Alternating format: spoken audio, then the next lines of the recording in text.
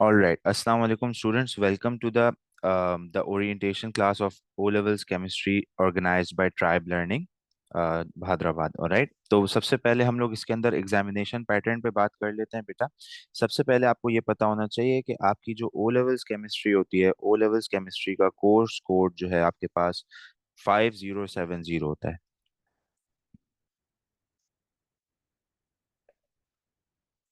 ओ levels chemistry course code आपका जो है 5070 होता है। ऑलराइट। और एग्जाम जो है आपका मई जून 2026 में हो या इस बार भी जो हुआ, जब भी एग्जाम होता है तो थ्री टाइप्स ऑफ पेपर्स होते हैं आपके पास। सबसे पहला पेपर आपके पास जो डिस्कस करना है आपको वो है पेपर 1। इसको कहते हैं MCQs paper. Alright, MCQs paper होता है ये। ठीक है। कंप्लीटली ऑब्जेक्टिव पेपर होता है ये। ऑलराइट, ऑब्जेक्टिव पेपर होता है ये। सही है। इसके 40 एमसीक्यूज होते हैं इसके अंदर। ये 40 मार्क्स का होता है। और इसकी ड्यूरेशन जो है वो 1 आवर की होती है। ऑलराइट। सही है। इसके अंदर अगर हम बात करें कि इसके अंदर क्या चीज जज की जा रही होती है, आपकी क्या चीज को आपको टेस्ट किया जा रहा होता है, तो इसके अंदर कंप्लीट नॉलेज ऑफ कॉन्सेप्ट्स आपके from all of the syllabus content. ठीक है। तमाम सिलेबस कंटेंट आपका इसके अंदर जज किया जा रहा होता है। और 40 क्वेश्चंस जो हैं वो आपके 40 मार्क्स के अंदर 1 आवर के अंदर होते हैं। तो बेसिकली इसके अंदर आपको एक टाइम की कमी भी होती है। इसके अंदर आपको फास्ट रैपिड क्वेश्चन सॉल्व करने पड़ते हैं। ठीक है। तो आपकी थिंकिंग फास्ट होनी चाहिए। आपको जो है क्विकली आंसर्स के सॉल्यूशंस निकालने पड़ रहे होते हैं। तो इसकी बहुत ज्यादा हमें प्रैक्टिस करनी पड़ रही होती है। ठीक है। सही है। इसके बाद हम लोग चलते हैं नेक्स्ट पेपर पे जो आपका ऑर्गेनाइज किया जाता है। नेक्स्ट पेपर आपका पेपर 2 होता है। पेपर 2 जो है बेटा वो कहलाता है आपका theory paper. Alright, it's called your theory. Alright, ये कंप्लीटली सब्जेक्टिव होता है। इसके अंदर आंसर्स लिखने पड़ते हैं। ठीक है। ये कंप्लीटली आपका सब्जेक्टिव पेपर होता है, टोटली सब्जेक्टिव। ठीक है। कंप्लीट थ्योरी होता है। आंसर्स जो है आपको लिखने पड़ रहे होते हैं। इसके अंदर अगर हम लोग नंबर ऑफ क्वेश्चंस की बात करें तो 9 to 11 क्वेश्चंस होते हैं। और हर क्वेश्चन जो है वो पार्ट्स के अंदर ब्रेक हुआ होता है। ठीक है। तो each question comprises of multiple parts. Each question comprises of multiple parts. Right.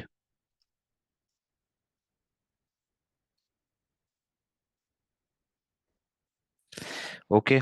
उसके बाद अगर हम बात करें इसके मार्क्स की तो बेटा ये 80 मार्क्स का पेपर होता है। और राइट, और इसकी ड्यूरेशन जो है वो 1 hour 45 minutes होती है। ओके। तो ये थोड़ा लेंदी पेपर होता है। और इस पेपर के अंदर हम ये कहते हैं कि ये paper bulk of the marks carry कर रहा होता है। ठीक है। तो मेजॉरिटी ऑफ द मार्क्स जो आपके केमिस्ट्री के पेपर्स के अंदर होंगे उसके जो बल्क ऑफ द मार्क्स हैं, मेजॉरिटी मार्क्स वो आप पेपर 2 से गेन कर रहे होते हैं। अगर इसके अंदर आप बात करें कि किस चीज पे बेस होता है, ये किस चीज को टेस्ट कर रहा होता है, तो just like the MCQs paper ये भी complete knowledge of the concepts from all the syllabus content, सारे सिलेबस कंटेंट का ये आपसे क्वेश्चनिंग कर रहा होता है। कंप्लीटली आपको हर चीज का पता होना चाहिए इसके लिए भी। ठीक है। यानी कि इसके अंदर भी आपके कॉन्सेप्ट्स पे आपको मार्क्स दिए जा रहे होते हैं। ठीक है। सही है। अब अगर हम बात करें पेपर 3 की, तो वो प्रैक्टिकल होता है, वो पाकिस्तान में नहीं दिया जाता। उसके ऑल्टरनेट पे हम लोगों को पेपर 4 ऑफर किया जाता है। और पेपर 4 के अंदर अगर हम बात करें तो पेपर 4 जो है उसका नाम होता है ATP alternate to practical. Alright, ATP, and it is called alternate to practical. Alternate to practical. सही है।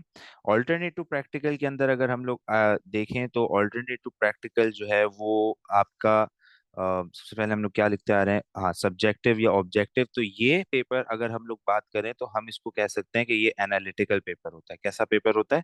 एनालिटिकल। बेसिकली इसके अंदर आपकी एनालिसिस को जज किया जा रहा होता है, ठीक है। सही है। ये आपका 4 क्वेश्चंस पे डिपेंड करता है। 2023 ऑनवर्ड्स टोटल इसमें 4 ही सवाल हमेशा पूछे जा रहे होते हैं। 5 सवाल भी नहीं पूछे जाते, हमेशा आपसे 4 सवाल किए जा रहे होते हैं, ठीक है। और जो 4 सवाल हैं उनके टोटल मार्क्स की अगर हम बात करें तो वो 40 मार्क्स का होता है ये भी, ठीक है।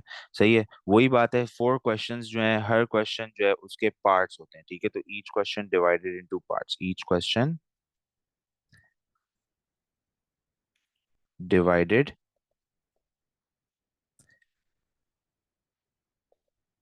Into multiple parts.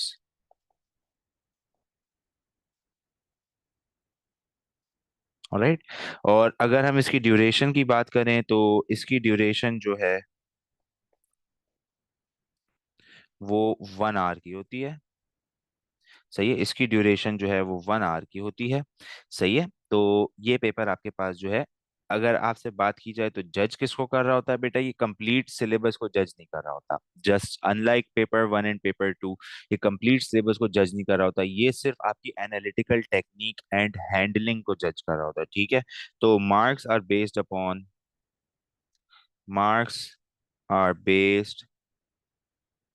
Upon analytical techniques, कि कैसे केमिकल्स को एनालाइज किया जाता है।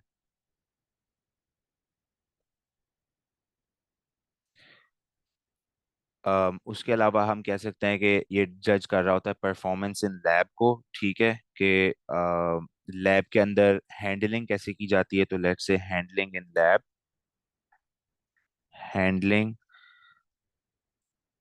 In lab. सही है। और इसके अलावा कंप्लीटली किसी भी इस पेपर के अंदर आपकी कंप्लीटली नॉलेज पे तो बात की ही नहीं जा रही होती, कॉन्सेप्ट पे तो बात की ही नहीं जा रही होती। आपसे इस तरीके के सवाल इस पेपर में करे ही नहीं जा रहे होते कि बेटा बताओ ये क्या होता था या वो क्या होता था। नहीं, इसमें सिर्फ और सिर्फ आपसे जिस बात पे जज किए जा रहे होते हैं, 40 के 40 मार्क्स इस बात पे जज किए जा रहे होते हैं कि वेदर और नॉट आपको पता है कि लैब के अंदर जब दाखिल होते हैं तो किस तरह से बिहेव करते हैं। सही है। किस तरह से किसी भी एक्सपेरिमेंट को परफॉर्म करते हैं, ठीक है। Handling in lab and experiment planning, ठीक है, एंड एक्सपेरिमेंट प्लानिंग। तो तीसरी चीज जो आपकी होती है वो क्या होती है? Experiment planning. 2023 से पहले ये पेपर 60 मार्क्स का हुआ करता था और काफी डिफिकल्ट हुआ करता था, क्योंकि उस टाइम पे बच्चों को याद करने पड़ा करते थे तमाम कलर्स, रिएक्शंस के, रिएक्शंस की प्रोडक्ट्स क्या बन रही होती हैं, ऑब्जर्वेशंस क्या आ रही होती हैं रिएक्शंस की। बट अब वो सारी चीजें प्रोवाइड की हुई होती हैं at the end of the paper. आपको जस्ट फ्लिप करके पीछे देखना होता है, जैसे पेपर 1 पेपर 2 में at the end periodic table provide किया जा रहा होता है। इसके अंदर एट द एंड आपको बेसिकली केमिकल टेस्ट्स के रिजल्ट्स एंड ऑब्जर्वेशंस और टेस्ट्स के प्रोसेसेस सारे लिखे हुए होते हैं। आपको सिर्फ और सिर्फ ये बताना होता है कि आप उसे कैसे लेके चलते हो, ठीक है बेटा। तो ये आपके हो गए 3 पेपर्स जिसके ऊपर आपकी पूरी ओ लेवल्स केमिस्ट्री डिपेंड कर रही होती है। ये सारे के सारे पेपर्स के बारे में और जो सिलेबस कंटेंट मैं आपको बताने वाला हूँ उसके बारे में जितनी भी नॉलेज है वो सारी अवेलेबल है on the official website of the O levels. सही है। आप उधर जाके आप अगर गूगल पे सर्च करते हैं ओ लेवल्स केमिस्ट्री 5070 सिलेबस 2026, तो वो आपको यही सारी चीजें प्रोवाइड करेंगे, ठीक है। अब अगर हम लोग बात करें सिलेबस कंटेंट के ऊपर, तो बेटा ओ लेवल्स केमिस्ट्री को जिस तरह से उन्होंने ब्रेक किया हुआ है, उन्होंने 12 सिलेबस चैप्टर्स पे ब्रेक किया हुआ है, ठीक है। बट इन रियलिटी चैप्टर्स इतने कम नहीं हैं। वो चैप्टर्स के अंदर भी चैप्टर्स हैं। फिर समझ में आ गई बात? तो इसलिए हम लोग जिस तरह से सिलेबस को लेके चलेंगे वो मैं आपको बता देता हूँ, ताकि हम लोगों को पता हो कि किस तरीके से हम लोगों को आखिर में पढ़ना भी है, ठीक है। आसानी के लिए इस सिलेबस को इस तरह ब्रेक किया गया है। ये काफी यूजफुल रहता है। Majority of the chemistry teachers जो हैं इस तरीके के ही, अराउंड इस तरीके के ही सिलेबस को फॉलो कर रहे होते हैं, ठीक है। तो it is the complete and comprehensive syllabus of O levels. However the order of chapters might not be the in the same form as in the syllabus provided by the O levels Cambridge official website, ठीक है। सही है। तो अगर हम लोग बात करें चैप्टर्स की, सिलेबस कंटेंट की, तो सबसे पहला चैप्टर बेटा जो आपके पास इस सिलेबस के अंदर आता है, अगर हम बात करें तो वो होता है चैप्टर नंबर 1, चैप्टर नंबर 1 जो है आपका, उसका नाम है particulate nature of matter. Alright, the first chapter is particulate nature of matter. ठीक है बेटा, ये आपका पहला चैप्टर है। जो बच्चे मुझसे पढ़ते आए हैं उनको पता है कि हम लोग ये चैप्टर ऑलरेडी पढ़ चुके हैं, बट डोंट वरी, हम लोग पूरे का पूरा सिलेबस इस साल दोबारा से गो थ्रू करेंगे। एवरीथिंग, ईच एंड एवरीथिंग हम लोग दोबारा से रिपीट करेंगे। We will leave no stones unturned. कोई भी चीज को हम इस बेसिस पे नहीं छोड़ देंगे कि ओ ये तो पहले कर लिया हुआ था। ठीक है, we will do everything again from scratch इंशाल्लाह। ठीक है, in particulate nature of matter, the first thing you study are states of matter. All right.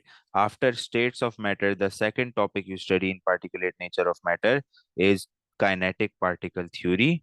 All right. Kinetic particle theory. All right. फिर kinetic particle theory के बाद बेटा what do you study? You study the third topic called changes in state. Changes of state. All right, and the last topic of this chapter is called diffusion. All right, the last topic of this chapter is called diffusion. After that we move to chapter number 2. All right, the second chapter that your syllabus offers is called the atomic structure. All right, we call it the atomic structure. The atomic structure. All right, the atomic structure. What does the atomic structure offer? The atomic structure के अंदर जो first thing हम पढ़ते हैं वो है सब atomic particles. सब atomic particles. All right, उसके बाद हम लोग पढ़ते हैं electronic configuration and electrons. सही, तो electrons and electronic configuration. Alright, ये दो आपके पास इस चैप्टर के मेन टॉपिक्स होते हैं। ठीक है, electrons and electronic configuration. Alright, जो सब एटॉमिक पार्टिकल है उसी के अंदर हम एटॉमिक नंबर, एटॉमिक मास वगैरह वो सब भी डिस्कस कर रहे होते हैं। सही है, तो ये दो इसके मेजर टॉपिक्स हैं। फिर उसके बाद अगर हम बात करें चैप्टर नंबर 3 की, तो चैप्टर नंबर 3 जो मैं पढ़ाता हूँ वो, उसका नाम है the periodic table. Alright, the periodic table, the most essential thing of chemistry students. Alright, the periodic table is very important for all of us. अगर हम लोगों को केमिस्ट्री पढ़नी है, we can't ignore the periodic table. ठीक है, तो periodic table के बाद अंदर सबसे पहले आप इंट्रोडक्शन पढ़ते हैं कि what is the periodic table, how do we look at the periodic table, how do we जज द पीरियोडिक टेबल। ठीक है, पीरियोडिक टेबल से हम लोग इंफॉर्मेशन कैसे एक्सट्रैक्ट कर सकते हैं। ठीक है, तो वो आपका पहला टॉपिक हो गया पीरियोडिक टेबल का इंट्रोडक्शन। उसके बाद आप जो है ग्रुप्स के हवाले से टॉपिक्स पढ़ते हैं। तो सबसे पहला ग्रुप जो आप पढ़ते हैं ग्रुप 1 होता है, उसको कहते हैं alkali metals. All right, the first one is called Group 1 Alkali Metals. Then the second chapter, the second topic we study in it is Group number Group number 7.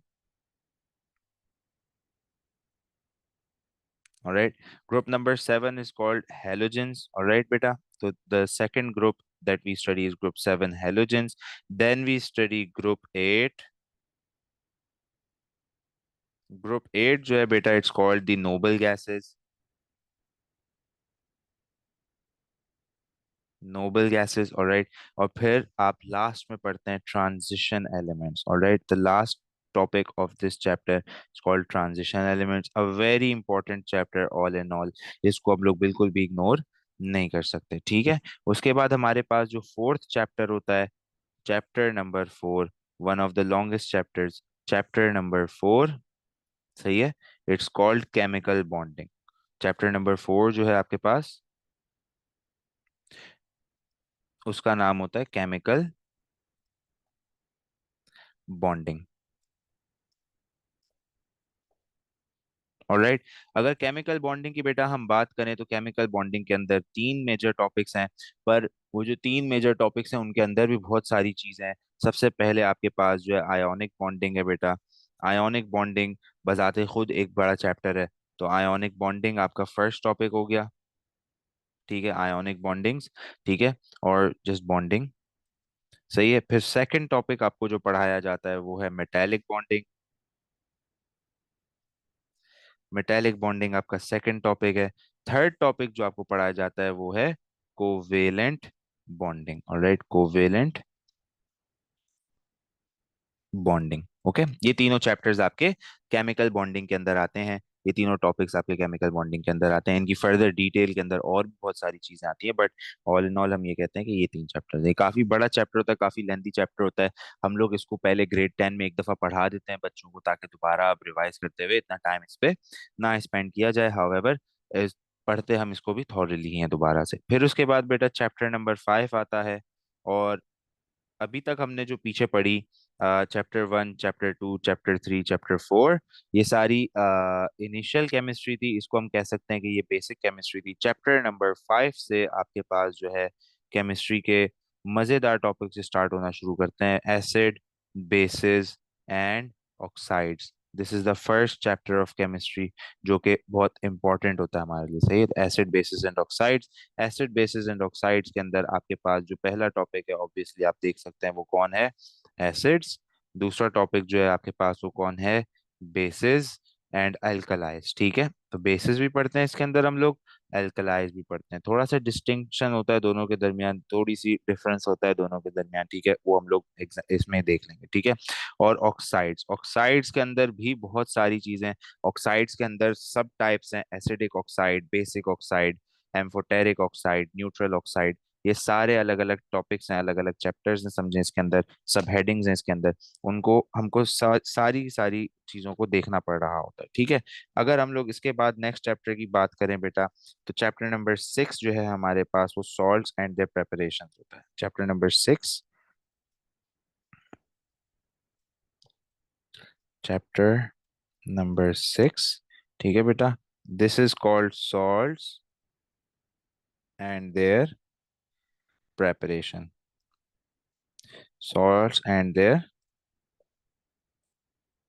preparations, alright. salts and their preparations की अगर हम बात करें, तो इसके अंदर हमारे पास जो है सबसे पहले तो डिटेल आती है कि salts होती क्या हैं।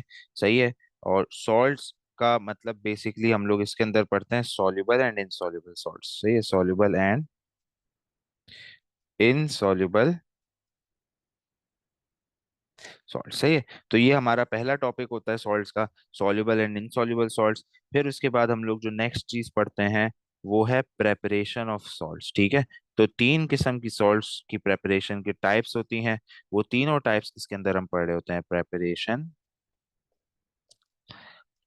Of salts. Preparation of salts बेटा आपका पेपर 1, पेपर 2 और पेपर 4 तीनों के लिए बहुत इंपॉर्टेंट ये है। ठीक है, सही है, तो ये आपका चैप्टर नंबर 6 हो गया। फिर उसके बाद अगर हम बात करें चैप्टर नंबर 7 की,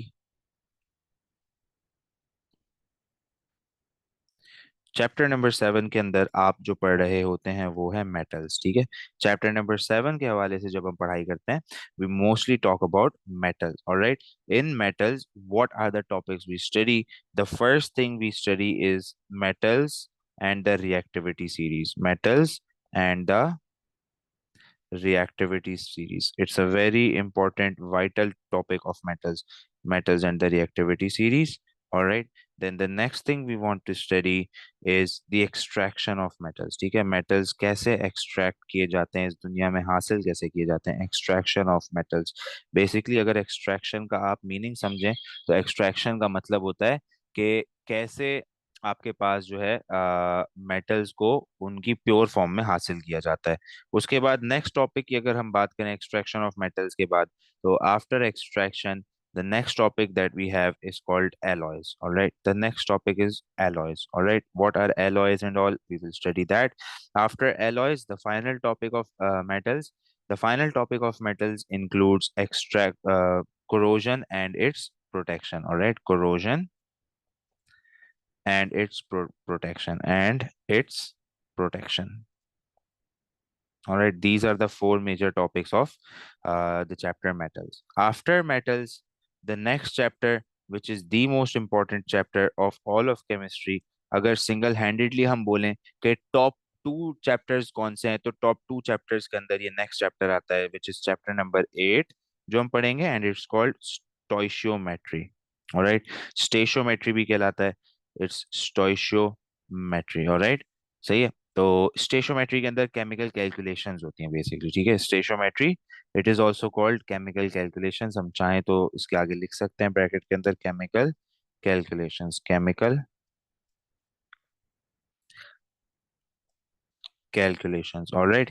केमिकल कैलकुलेशंस की अगर हम बात करें, केमिकल कैलकुलेशंस के अंदर जो पहली चीज हम पढ़ रहे होते हैं वो है mole and it's relation, mole and it's relation किस किस से, with mass, volume of gas,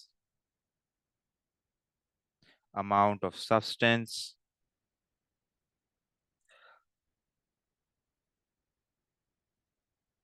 and concentration of solution, and concentration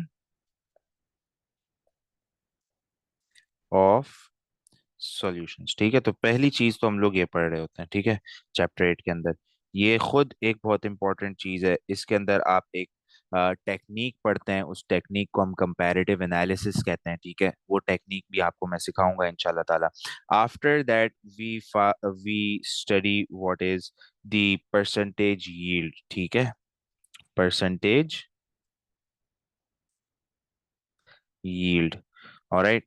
percentage yield के बाद बेटा एक और इम्पोर्टेंट टॉपिक इसके अंदर परसेंटेज कॉम्पोजिशन है, ठीक है। नेक्स्ट आपके पास क्या है इसके अंदर, परसेंटेज कॉम्पोजिशन है, ऑलराइट। एंड देन लास्टली इस चैप्टर के अंदर आपको एक और चीज पढ़ाई जाती है और वो है एम्पेरिकल एंड मॉलिक्यूलर फॉर्मूला। सही है बेटा। तो ये आपका एक मेजर चैप्टर होता है। हर साल पेपर 1, पेपर 2 और paper 3, paper 4 sorry, paper 1, paper 2 और पेपर 4 इससे रिलेटेड कैलकुलेशंस आती हैं, ठीक है। सही है, ये वो चैप्टर है जिसके लिए आपको कैलकुलेटर लेके एग्जाम में जाना होता है। ये बात आप याद रखें कि केमिस्ट्री के तीनों पेपर्स के अंदर you have to have a calculator with you, because you will require calculations, alright. तो ये आपका स्टेशोमेट्री हो गया। अब स्टेशोमेट्री के बाद जो आपका नेक्स्ट चैप्टर है, chapter number 9, it's called redox reactions, alright.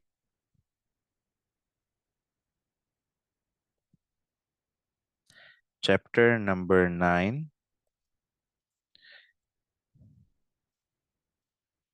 Redox reactions, all right. So chapter 9 is a tiny chapter. It contains just a few things, छोटी छोटी चीजें। सबसे पहले आपके पास जो है ऑक्सीडेशन एंड रिडक्शन, इनकी इंफॉर्मेशन, डेफिनेशन, अंडरस्टैंडिंग ये डेवलप करनी होती है। तो सबसे पहले हम लोग पढ़ते हैं ऑक्सीडेशन एंड रिडक्शन, ठीक है। तो ऑक्सीडेशन किसको कहते हैं, कैसे कैसे हो सकती है, रिडक्शन किसको कहते हैं, कैसे कैसे हो सकती है, ये पढ़ा जाता है सबसे पहले। जब ऑक्सीडेशन एंड रिडक्शन पढ़ लिया जाता है तो उसके बाद आप पढ़ते हैं non redox reactions, non redox reactions, ठीक है। ये भी इसी के अंदर पढ़ते हैं आप।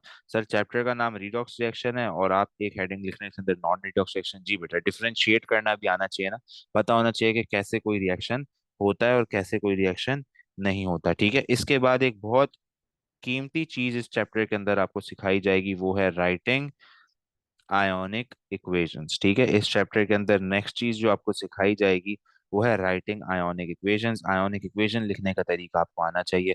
केमिकल इक्वेशंस लिखना तो हम लोग शुरू से सीखना स्टार्ट कर देंगे, चैप्टर नंबर 3 से ही हम लोग केमिकल इक्वेशंस को करना स्टार्ट कर देंगे, कैसे केमिकल इक्वेशंस लिखी जाती हैं। बट आयोनिक इक्वेशन कैसे लिखी जाती है वो हम इंशाल्लाह ताला इस चैप्टर के अंदर पढ़ेंगे।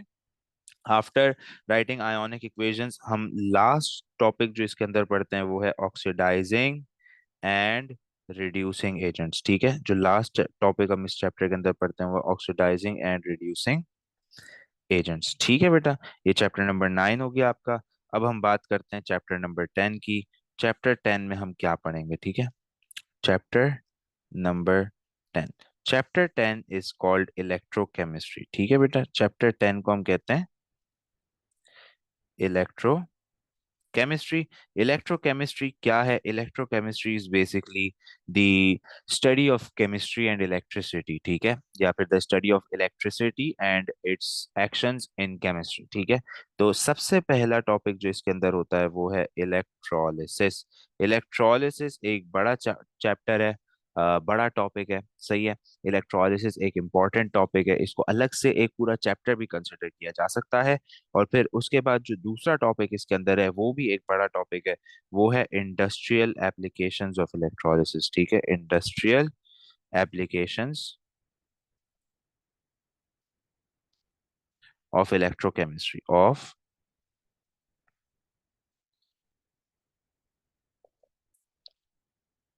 ऑफ इलेक्ट्रोकेमिस्ट्री, ठीक है। इंडस्ट्रियल एप्लीकेशंस ऑफ इलेक्ट्रोकेमिस्ट्री, ठीक है। तो ये दो टॉपिक्स हैं बेटा, इन दोनों को बहुत अच्छे से पढ़ना होता है।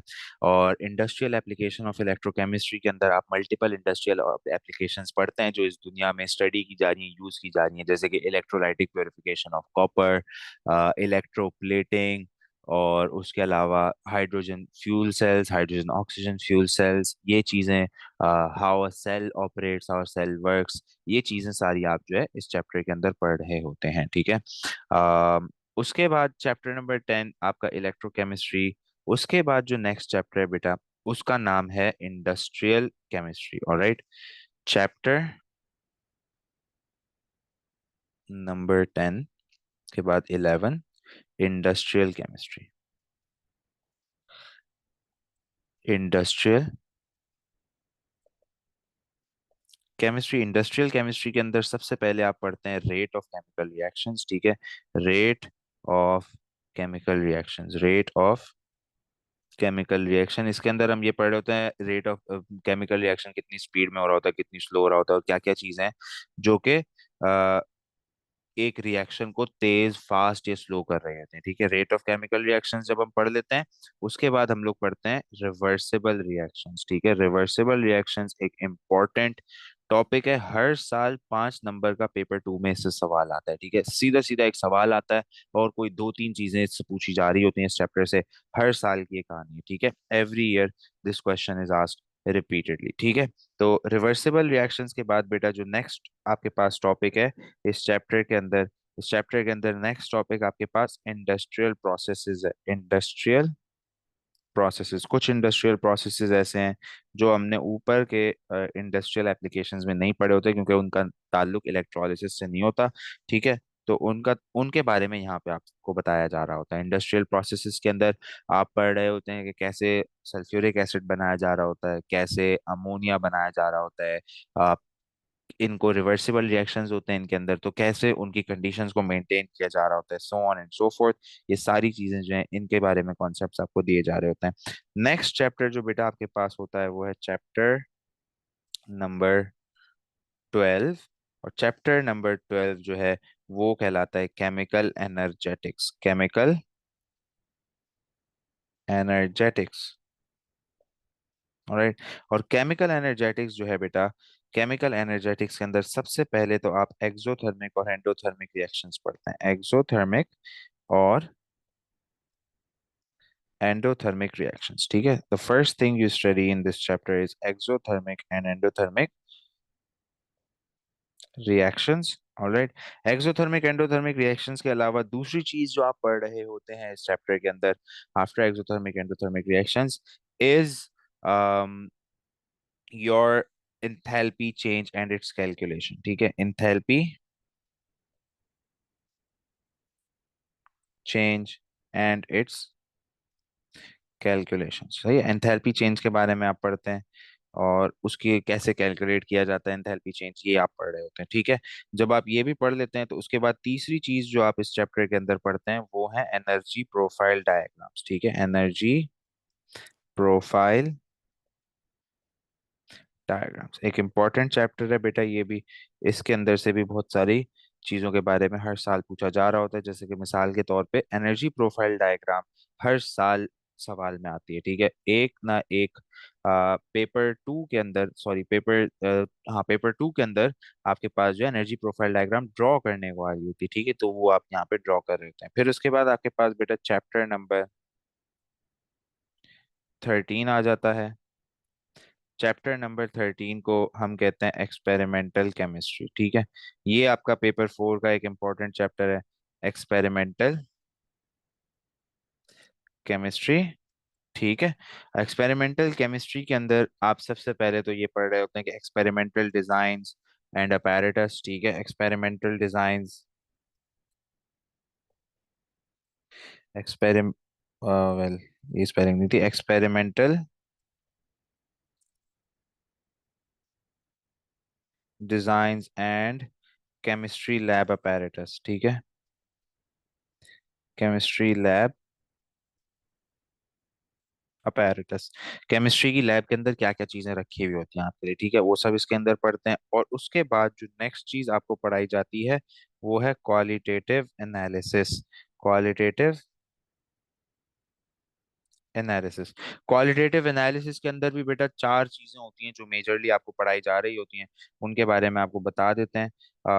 यहाँ पे आगे ब्रैकेट के अंदर ही लिख लेते हैं या फिर नीचे एरोज लगा के बना के लिख लेते हैं। जैसे कि तो जो फर्स्ट चीज है जो क्वालिटेटिव एनालिसिस के अंदर है वो है test for cations, test for cations, ठीक है। ये सारे आपको पेपर 4 में प्रोवाइड किए गए होते हैं, लेकिन पेपर 1 और पेपर 2 के लिए आपको इनके बारे में पता होना चाहिए, आपको इनके बारे में याद होना चाहिए। और पेपर 4 के लिए भी मुनासिब यही है कि अगर आपको याद ही हो जाए तो ज्यादा ही अच्छा है, ठीक है, वरना एग्जाम में प्रोवाइड किया हुआ होता है, आप देख के भी कर सकते हो ये, ठीक है। Test for cations, test for anions,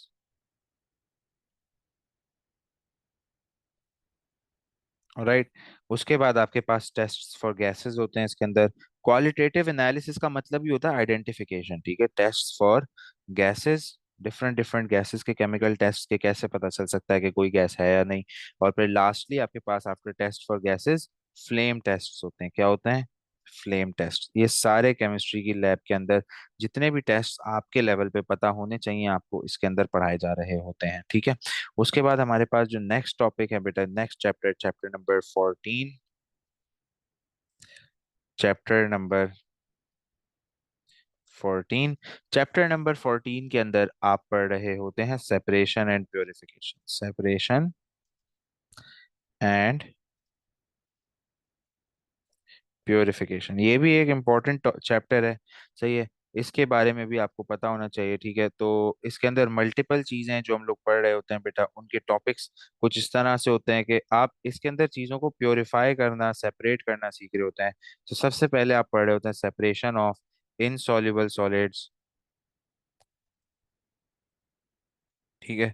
separation of insoluble solids, या फिर इसको इस तरह से हम लोग ब्रेक करके लिख लेते हैं हेडिंग्स को, के separation of solids from liquid, separation of solids from solids, इस तरह से separation of solids from liquids, ठीक है। सबसे पहले ये हो गया। अब इसके अंदर इनसॉल्युबल सॉलिड्स भी आ गए, वो फिल्ट्रेशन से सेपरेट आउट हो रहे होते हैं। सॉल्युबल सॉलिड्स भी आ गए, वो एवेपोरेशन से, क्रिस्टलाइजेशन से, और भी बहुत सारे तरीके हैं उनसे सेपरेट आउट हो रहे होते हैं, ठीक है। उसके बाद आपके पास separation of solids from solids होता है। सॉलिड्स को सॉलिड्स से कैसे सेपरेट किया जाए। दो सॉलिड्स जो एक दूसरे में मिक्स हो जाएं, जैसे कि सैंड एंड सॉल्ट अगर आपस में डिजोल्व मिक्स हो जाएं, डिजोल्व तो नहीं हुए, मिक्स हो गए, तो फिर उनको कैसे अलग किया जा सकता है। या फिर आयरन फिलिंग्स, आयोडीन एक दूसरे से मिक्स हो जाए तो उनको कैसे अलग किया जाता है। तो separation of solids from solids, ठीक है, उनको उनकी सेपरेशन को भी इसके अंदर पढ़ा जाता है। और फिर फाइनली आप इसके अंदर ये भी पढ़ते हैं कि separation of liquids from liquids, separation of liquids from other liquids, ठीक है। तो ये तीन टॉपिक्स बेटा आप इस चैप्टर के अंदर पढ़ रहे होते हैं। और फिर उसके बाद आता है आपका नेक्स्ट चैप्टर जो कि खुद एक ब्रांच ऑफ केमिस्ट्री है, चैप्टर नंबर 15।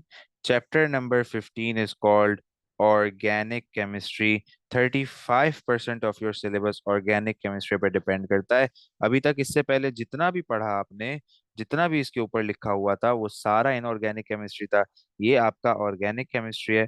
ऑर्गेनिक केमिस्ट्री के अंदर आपके पास जो चैप्टर्स हैं उनको स्टार्ट होने से पहले एक टॉपिक आपका इंट्रोडक्शन होता है कि व्हाट इज ऑर्गेनिक केमिस्ट्री।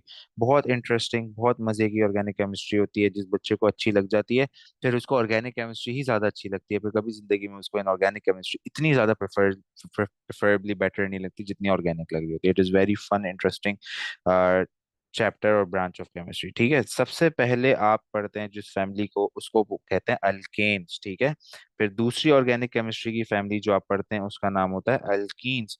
फिर तीसरी ऑर्गेनिक केमिस्ट्री जिसको आप पढ़ते हैं उसका नाम होता है अल्कोहल्स। ठीक है, फिर चौथी ऑर्गेनिक केमिस्ट्री जिसको आप पढ़ते हैं उसका नाम होता है कार्बोक्सिलिक एसिड्स, कार्बोक्सिलिक एसिड्स। ठीक है, कार्बोक्सिलिक एसिड्स के बाद बेटा जो नेक्स्ट आप पढ़ रहे होते हैं उसका नाम होता है एस्टर्स। ठीक है, asters is your next family. तो ये सारी आपकी कार्बोक्सिलिक एसिड और एस्टर्स, ये पांच आपकी ऑर्गेनिक केमिस्ट्री की फैमिलीज हैं। उसके बाद आप दो टॉपिक्स और पढ़ते हैं इसके अंदर। पहला है polymers and macromolecules, polymers and macromolecules, polymers and macro molecules. ठीक है, तो पहले बेटा पॉलीमर्स एंड मैक्रोमोलिक्यूल्स पढ़ा जाता है। पॉलीमर्स एंड मैक्रोमोलिक्यूल्स के बाद जो नेक्स्ट टॉपिक आपको पढ़ाया जाता है वो है आइसोमेरिज्म। ठीक है, आइसोमेरिज्म एक फिनोमिना है जो कि हम ऑर्गेनिक कंपाउंड्स के अंदर ऑब्जर्व करते हैं। ये भी बहुत इंटरेस्टिंग सा फिनोमिना है। तो ये आपका आइसोमेरिज्म हो गया। यहाँ पे आके हमारे 15 चैप्टर्स मुकम्मल हुए और अब चलते हैं हम लोग अपने आखिरी चैप्टर की तरफ, the final chapter which is the easiest chapter. मतलब इतना आसान होता है, बचपन से पढ़ते आ रहे होते हैं, और ये है चैप्टर नंबर 16। इसका नाम होता है इन्वायरमेंटल केमिस्ट्री। ठीक है, इन्वायरमेंटल केमिस्ट्री। ठीक है, इसके अंदर हम लोग ये पढ़ रहे होते हैं कि हमारे आसपास सराउंडिंग में केमिकल कंपाउंड्स, केमिकल सब्सटेंसेस कौन से लिंगर कर रहे हैं। इसके अंदर पहला टॉपिक आप पढ़ते हैं, पहला टॉपिक जो आप पढ़ते हैं वो है एयर एंड द एटमॉस्फेयर। ठीक है, जो first topic you study is called air and the atmosphere. ठीक है, air and atmosphere is your first chapter.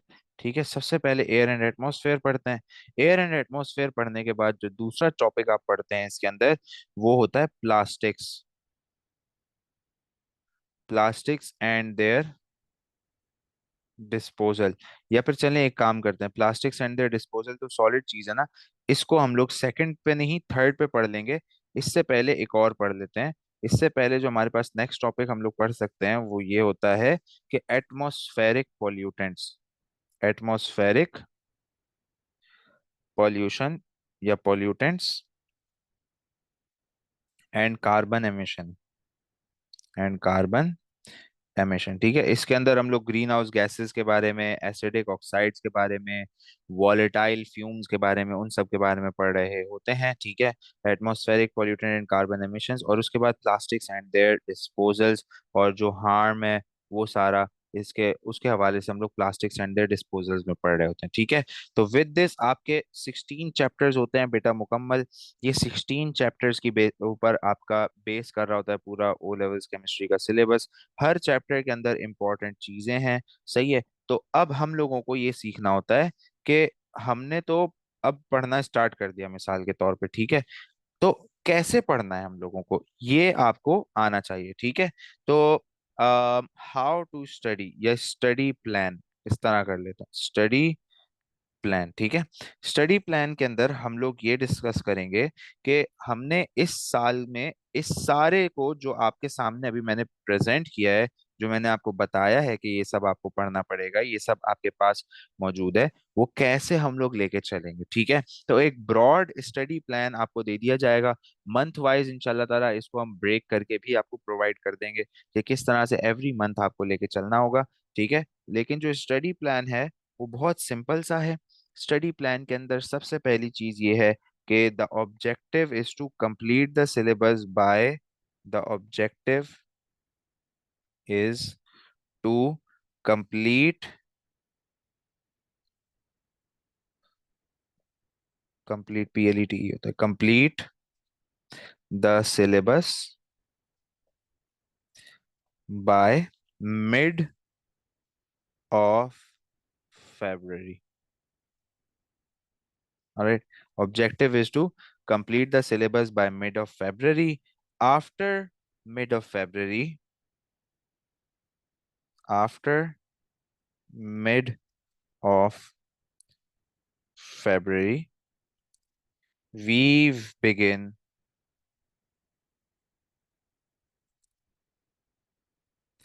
yearly past papers, ठीक है। तो ईयरली पास पेपर्स आपके जो है मिड ऑफ February ऑनवर्ड्स हम लोग करना स्टार्ट करेंगे। आपको पास पेपर बंडल्स प्रोवाइड किए जाएंगे, उनको हमने भरना है, ठीक है।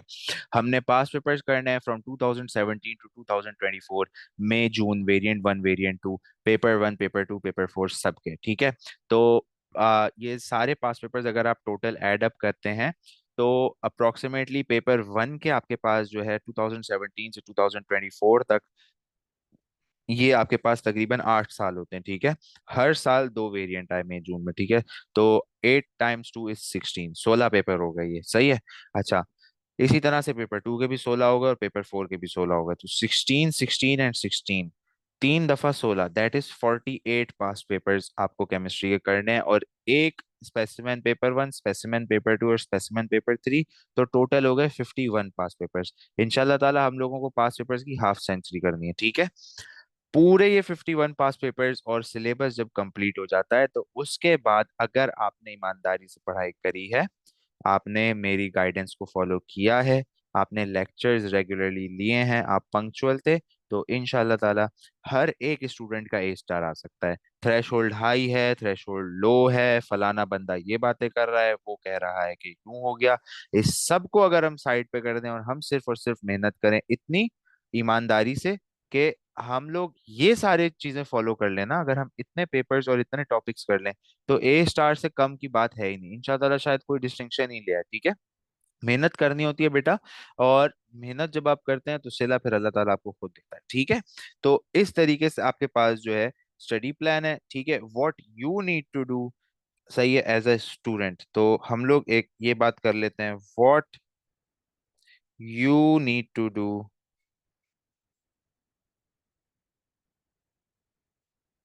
एज ए स्टूडेंट, ठीक है। आपको as a student per day, आपको as a student per day 45 minutes देने हैं अपनी एजुकेशन को, ठीक है। Give 45 minutes per day for self study of topics covered, ठीक है। इन 45 मिनट्स में आप क्या करोगे? In these 45 minutes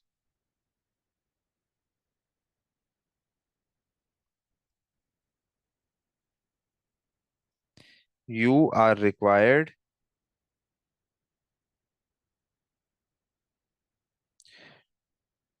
to revise the topics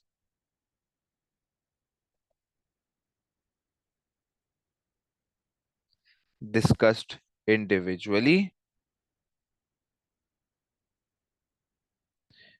and practice their topical past papers, ठीक है। आपने सिर्फ और सिर्फ ये करना है, आपने रिवाइज करना है और टॉपिकल पास्ट पेपर्स करना है। Topical past papers are only supposed to be done for paper one and paper two, ठीक है। Only P1 and P2 topical questions are required to be done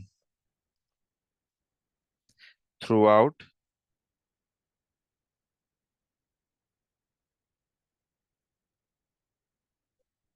the academic session, ठीक है।